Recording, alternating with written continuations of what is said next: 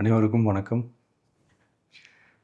ஒரு 20 வயசு இளைஞராக இருக்கும்போதே புரட்சித் தலைவர் எம்ஜிஆர் அவர்களை நம்பி அவங்களுடைய மன்றத்தில் சேர்ந்தவர்.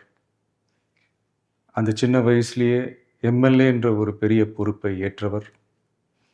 அதுக்கப்புறம் அவருடைய அந்த பயணத்தில் அந்த இயக்கத்தின் இருபெரும் தலைவர்களுக்கு ஒரு பெரிய நம்பிக்கைக்குரியவராக அரசியல் களத்தில் இருந்தவர்.